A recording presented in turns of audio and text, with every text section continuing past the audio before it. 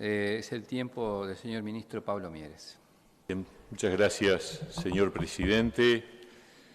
Voy a hacer algunas pocas referencias a algunos cuestionamientos que se plantearon, pero que me parece que es obligatorio hacerlo y luego ratificar lo que es central, que es el gran problema que tendría el país en caso de prosperar la iniciativa plebiscitaria, destacando que la importancia y la oportunidad de esta convocatoria. Yo creo que hay que hacer mucho más pública la realidad que tenemos y lo que puede llegar a ocurrir en caso de que esto prospere. Las jubilaciones con el nuevo sistema para los 5 deciles más bajos van a mejorar, y eso no lo dice solo el ministro, lo dicen todos los estudios que se ha hecho en el Banco de Previsión Social y lo dice también el propio Centro de Investigaciones Económicas. Hay que leerlo simplemente. El contador Zunino o el economista Zunino lo dice expresamente. Así que, digo, es bueno tomar en cuenta las cosas que se plantean y ubicarlas en su realidad. Hubo algunas referencias al empleo que estoy obligado a referir. El empleo en Uruguay, y deberíamos estar todos contentos, todos, gobierno y oposición, está en su mejor nivel en muchos años, no con respecto a 2019, no con respecto al gobierno anterior. Estamos bastante mejor que el último año del gobierno anterior. La realidad del país tuvo una época de caída persistente y gradual y permanente de todos los indicadores de empleo desde 2015 hasta el 2019.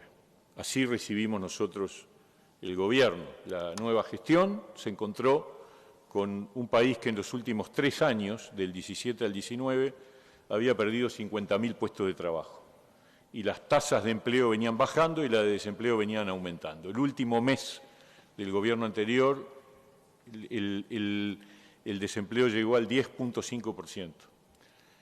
Después vino la pandemia y obviamente esa situación se agravó.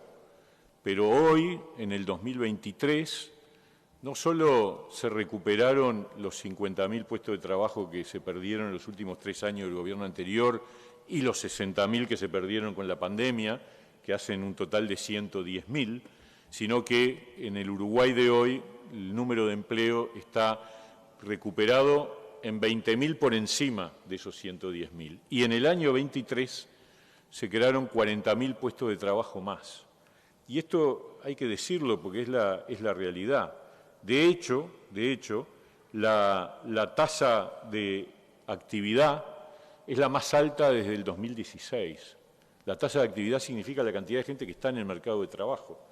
Y la tasa de empleo es la más alta desde 2017. Cuando venía en la bajada, ahora estamos en la subida. Y la tasa de informalidad en el año 2023 cerró en 21,5, cuando la tasa de informalidad de los años previos a la pandemia, 17, 18, 19, era 25%. O sea, hay un 3,5% menos de informalidad, que significa trabajadores con más derechos, porque la formalidad implica el derecho a la seguridad social, el derecho al seguro de paro, etcétera. Y la cantidad promedio de trabajadores en seguro de paro cerró el año 2023 como la más baja desde el 2018. La más baja desde 2018, aunque no les guste. Hay veces que uno mira y dice, pero caramba, son los datos del Instituto Nacional de Estadística, son los datos del Banco de Previsión Social, son la información oficial, no estamos inventando. Pero no solo estamos en niveles de empleo mucho mejores que el 2019. Y a pesar de la pandemia y de la sequía y de la inflación internacional que surgió por la invasión de Rusia a Ucrania, también el salario está mejor que en el 2019. El año 2023 estuvo alrededor de 1,5 puntos por encima del salario real de 2019. Y a mí me obligaron a salirme del libreto, señor presidente, pero como hay alusiones y la verdad estamos contentos no satisfechos. Satisfecho es una mala palabra, yo creo, porque significa como que ya está. Hay que seguir trabajando, porque sigue habiendo desafíos en empleo y en salario. Pero lo cierto es que el salario real de los trabajadores uruguayos hoy, promedio, está por encima del 2019. El salario real de los públicos aumentó el año pasado por encima del 2019. El salario de cada sector de los que negocia en los consejos de salarios, dicho por el Instituto Cuesta Duarte hace 2 o 3 semanas, dice que vamos a terminar este periodo de gobierno con 6 de cada 10 trabajadores ganando en términos de poder adquisitivo lo mismo que en 2019, pero 4 de cada 10 por encima de 2019. Y lo dice el Cuesta Duarte, o sea, no estamos acá citando a ninguna fuente que pueda ser sospechada de hacer mandados a la coalición de gobierno. Por otro lado, señor presidente, ¿cuándo se redujeron los aportes patronales a la seguridad social? ¿Qué pasó durante los gobiernos anteriores sobre la supuesta necesidad de aumento a la imposición al capital? ¿Por qué se mantuvo en pie el sistema mixto durante todos los gobiernos de la oposición actual? Bueno, todo eso ocurrió durante los gobiernos del Frente Amplio. La reducción de aportes patronales es una decisión que se tomó durante los gobiernos del Frente Amplio. El bajarle las tasas de aporte a los empleadores.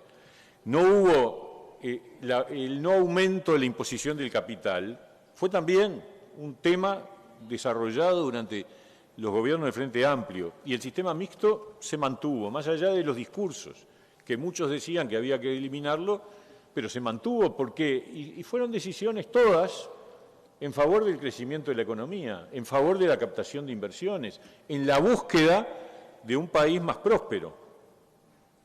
Pero entonces hay que hacerse cargo de que fueron decisiones de los que hoy están en la oposición.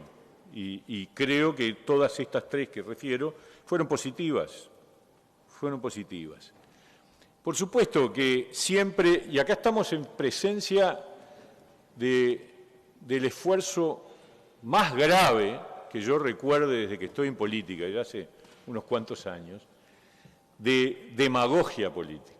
Porque a la gente se le va a buscar a las calles y se le dice firme para que pueda jubilarse a los 60, firme para que aumenten las jubilaciones más bajas, pero no le dicen quién paga la cuenta. Por supuesto que siempre es mejor, bueno, bonito y barato. Eso es un bollo decirlo, pero es hacer mala política, la peor política, que es venderle versos a la gente.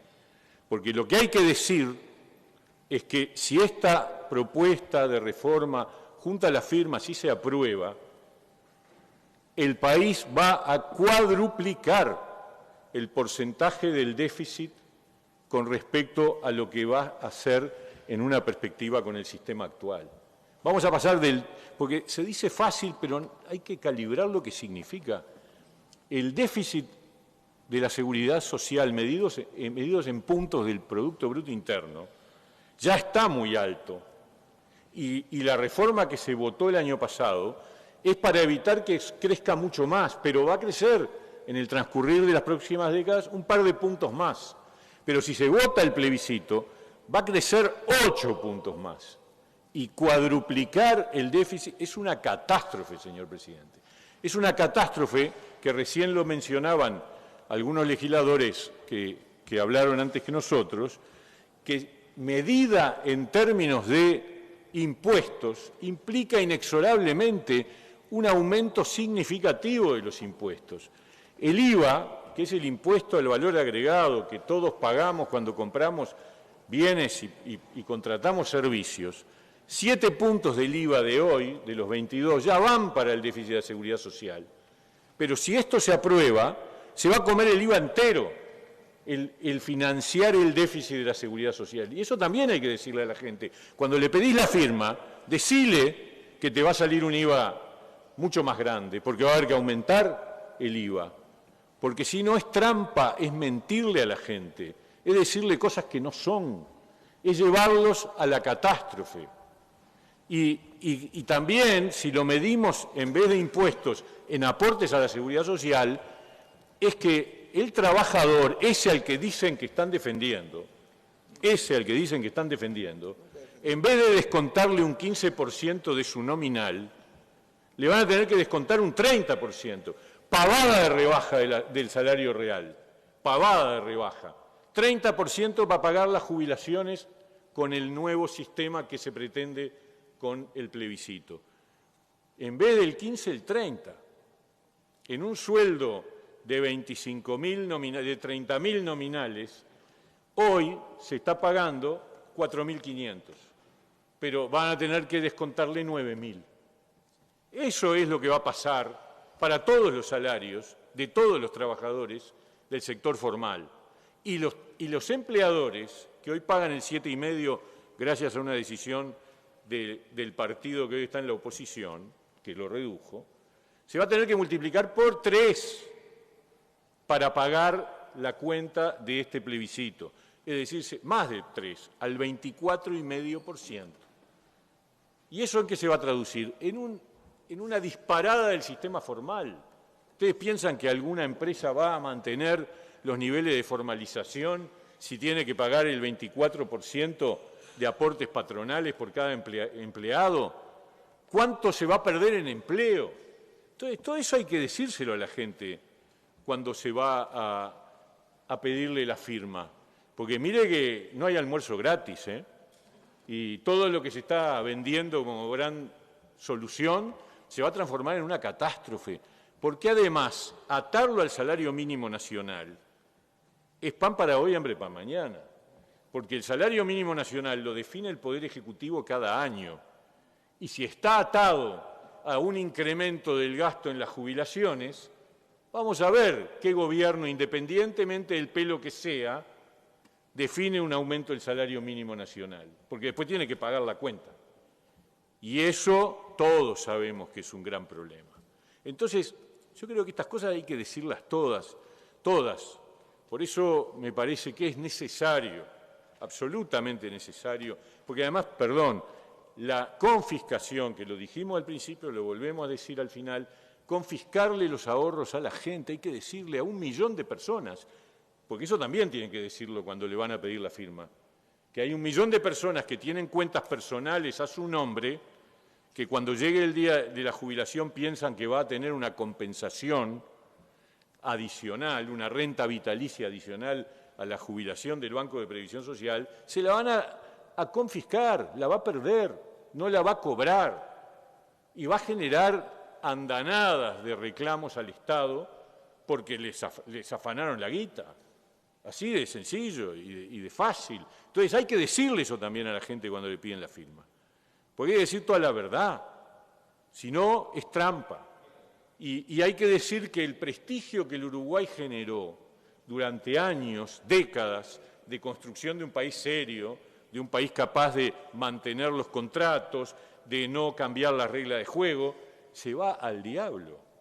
Se va al diablo. Vamos a perder el grado inversor, vamos a perder la credibilidad, vamos a perder inversiones.